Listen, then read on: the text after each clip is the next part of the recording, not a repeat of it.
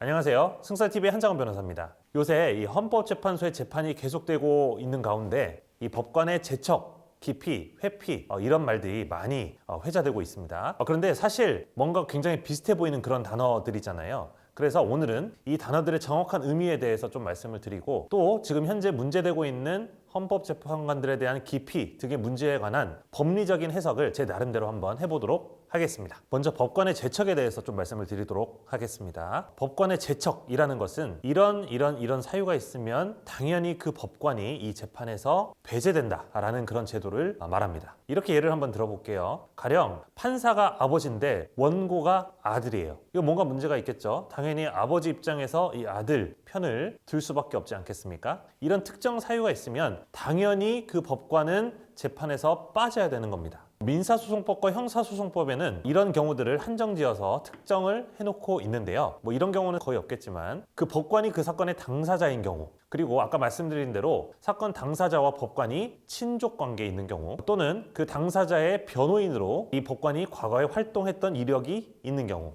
법관이 그 사건에 있어서 어떤 증언을 한 그런 위치에 있는 경우라든지, 아니면 1심 법관이 2심에 다시 관여하는 경우, 이런 경우에는 당연하게 자동적으로 이 법관은 그 재판에서 배제가 되는 거예요. 두 번째는 법관의 기피인데요. 법관의 기피라는 것은 당사자가 저 법관한테 재판받기에는 무리가 있어, 저 법관은 이 재판에 관여하는 것이 적합하지 않아 라는 차원에서 기피 신청을 하게 되면 그것이 받아들여질 경우 이 법관이 재판에서 배제되는 그런 제도입니다. 이 법관의 기피라는 것은 아까 말씀드린 법관의 제척 사유보다는 조금 더 넓게 정해져 있어요. 그리고 약간 추상적인 그런 개념이긴 한데요. 예를 들어서 법관이 사건의 한쪽 당사자하고 좀 친밀한 그런 관계가 있다라든지, 그 외에 어떤 불공정한 그런 판단을 할 개연성이 있는 경우, 법관이 그 당사자는 아니더라도 그 사건과 관련해서 어떤 연관성이 있는 경우라든지, 재판의 진행 과정에서 명백하게 편파적인 그런 태도를 보이는 경우, 이런 경우에는 법관에 대해서 기피 신청을 할 수 있는 사유로 법에 정해져 있습니다. 이렇게 당사자가 법원에 기피 신청을 하게 되면 다른 재판부가 이 기피 신청에 대해서 받아들일지 말지에 대한 판단을 하게 되고요.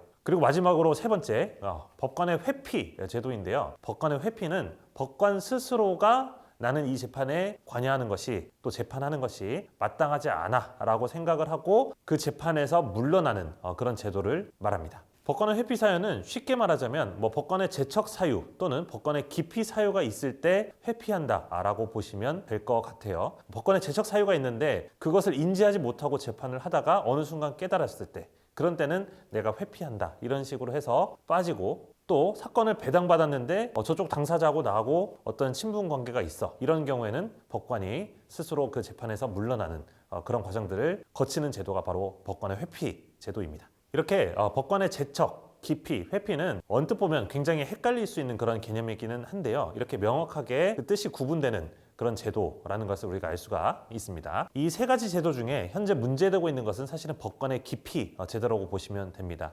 계속해서 피청구인 되는 대통령 측에서 헌법재판소 재판관들의 구성, 그 성향, 이념적인 그런 편파성, 이런 부분들에 대해서 문제를 삼고 있죠. 그래서 재판에서 빠져달라든지 이런 주장들을 좀 하고 있는 그런 상황인데요. 이 부분에 대해서 제가 법리적으로 좀 설명을 드려볼까 해요. 그런데 그 전에 먼저 저의 나름대로의 어떤 정치적인 그런 이념을 좀 말씀을 드리려고 하는데요. 저는 제 정치적인 성향을 반사회주의 계열이다라고 말씀을 드려요. 굳이 지금 좌우를 나눠서 설명을 하자면 우파다라고 보시면 될 것 같은데요. 이 사회주의, 공산주의의 창시자가 보통 누구라고 받아들여지죠? 우리가 마르크스라는 그런 사람을 알고 있잖아요. 이 마르크스의 후예들이 계속해서 학풍을 이어나갑니다. 예를 들어 프랑크푸르트 학파라든지 아니면 포스트 모더니즘으로 이어지는 그런 계보들이 이렇게 있는데요. 전체적인 이들의 학풍의 취지는 뭐냐면은 억압 세력이 있고 피억압 세력이 있다라는 거예요. 그리고 그들 간의 투쟁, 대립 구조를 만드는 것이거든요.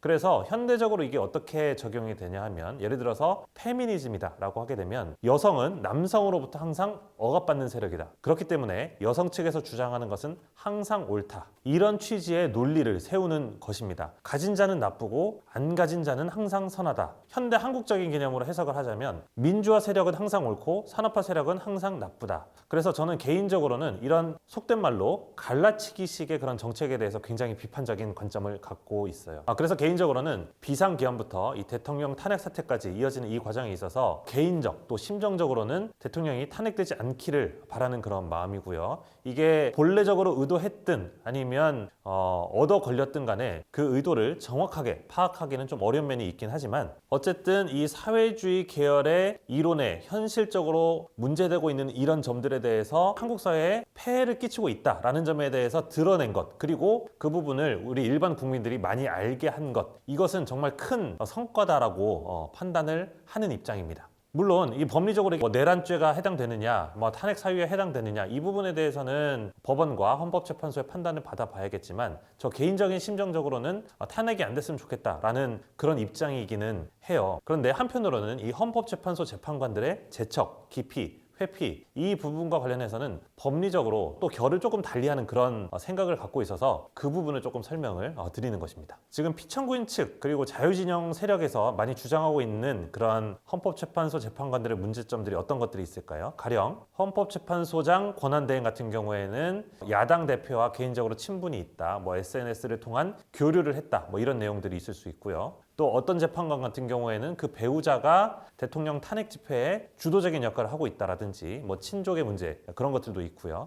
해서 이런 재판관들 같은 경우에는 이 재판에서 배제돼야 된다라는 그런 주장을 하고 있지요. 그러면 이 주장에 대해서 나름대로 법리적으로 좀 해석을 해보려고 합니다. 첫 번째로 법관의 기피라는 것이 일반 재판에서도 굉장히 그 신청에 대한 인용 확률이 낮습니다. 보통 우리가 통계를 내보면 어디서는 0.17%다. 말하자면은 1000번 기피 신청을 하면 한 번 받아들여질까 말까 하다라고 생각되고 있는 그런 제도이거든요. 그래서 이 법관의 어떤 중립성이라든지 양심이라든지 이런 것들에 대해서는 굉장히 제도적으로 높게 평가하는 것이 우리나라 사법 시스템의 특성입니다. 한편 이 탄핵 심판 같은 경우에는 피청구인이 지금 대통령인 그런 상황이잖아요. 대통령쯤 되면 사실은 사회 각계에 두루두루 여러 사람들과 친분이 있을 수밖에 없는 그런 상황입니다. 예를 들어서 지금 이 헌법재판소 재판관들 중에는 이 피청구인인 대통령과 친분이 있는 사람도 있을 수가 있어요. 직접 임명한 그런 우리 재판관님도 계시잖아요. 이런 분에 대해서 그러면은 청구인되는 국회 측에서 기피 신청을 하면 그것을 받아들여야 하겠는가? 이 부분에 대해서도 좀 생각을 할 법 하고요. 우리가 일반 재판 같은 경우에는 예를 들어서 저 법관과 상대방 당사자가 친분이 있어서 재판에서 빠져야 된다라고 주장을 하게 되면 다른 판사가 와서 이 재판을 할 수도 있어요. 그런데 이 헌법재판소라는 기관은 어떻습니까? 우리나라에 하나밖에 없는 그런 기관이잖아요. 그래서 이 법관의 기피라는 그런 제도와 관련해서 다른 일반 법원보다는 그 인용 확률이 더 낮을 수밖에 없는,